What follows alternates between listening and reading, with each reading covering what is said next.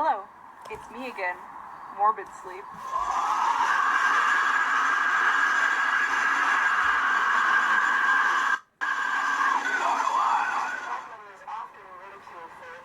Sound quality and low production value. Initially, this sound was chosen for a few reasons. A big one being, of course, that it was more affordable for young black metal musicians. Another frequently cited reason for this choice is that in the mid to late 80s, death metal had become increasingly commercial.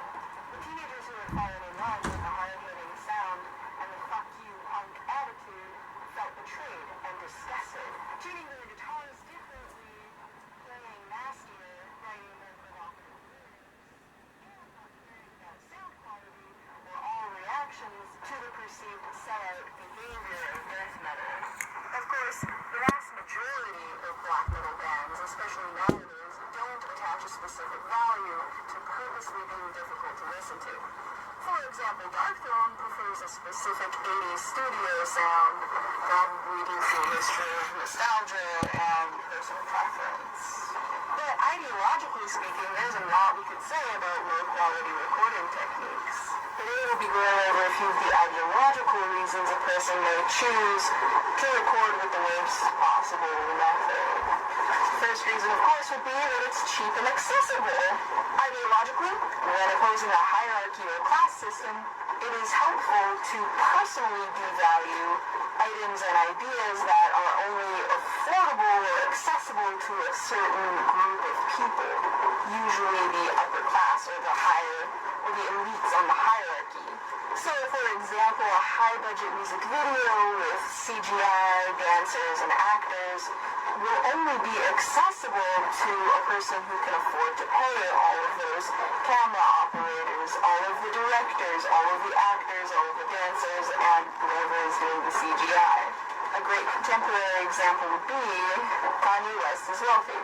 Kanye West can afford high-quality production in the studio and on the set.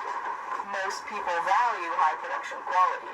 Kanye West is popular in part due to his high production quality. He's more accessible to more ears.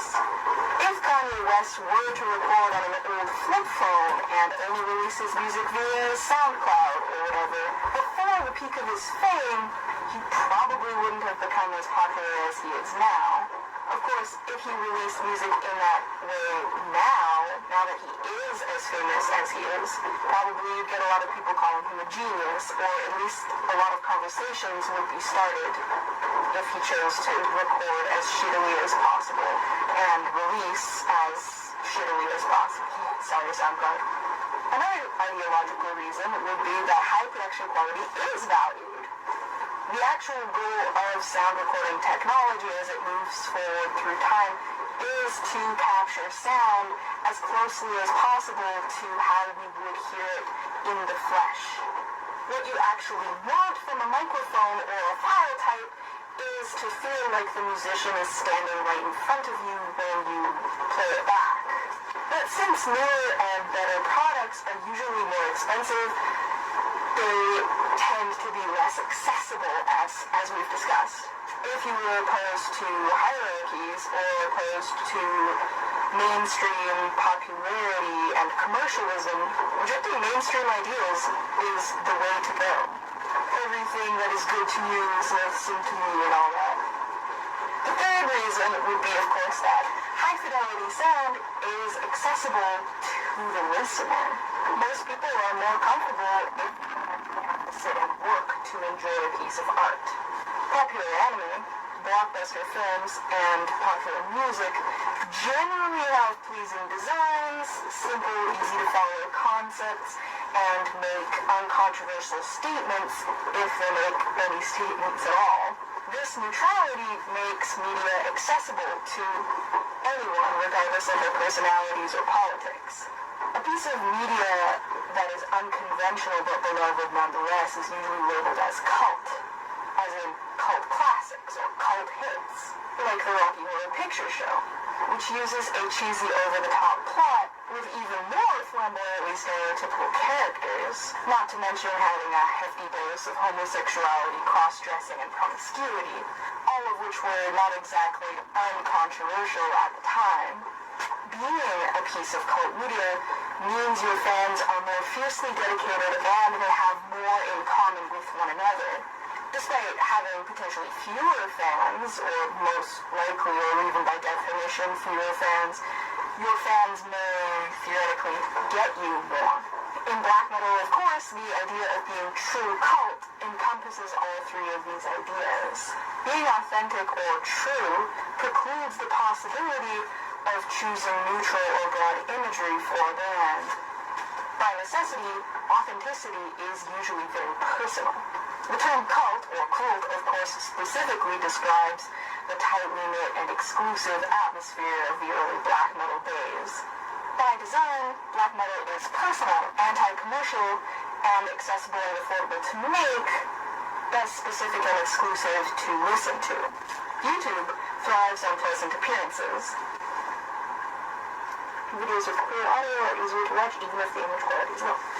Videos with clear audio are easier to watch even if the image quality is low. Censorship on YouTube allows advertisers to comfortably benefit from a creator's work. Paying YouTube to place ads before, after, and in the middle of a video. YouTube is not a public space, it's a private room platform on which we are all guests. As long as we behave according to our host's rules, or just don't get caught, we are allowed to stay here. YouTube, Instagram, and Facebook, and many other companies want us to believe that these spaces, products, and rules exist for us.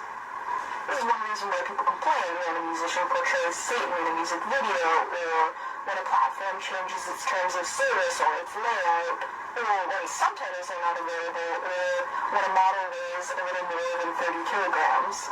These things don't belong to us. They weren't made for us. We don't walk into a steakhouse and complain that there are no vegan options. We don't walk into France and demand that everyone speak English to us. That would be arrogant, idiotic, and ridiculous. Inclusivity is important, but it works both ways. You need to make room for the existing culture and the existing differences of other people. I like that black metal is an insular, cult-like community. I think it is important for people to be able to connect with others who understand them. I like that it is difficult to just walk in knowing absolutely nothing. But that doesn't mean that it's okay to hate, despise, and ridicule outsiders, or exclude people based on factors other than their dedication to black metal. And that's the end. I filmed this in an attic space. It doesn't really have a floor, so I'm perched on some beams, and it's inhabited by rats.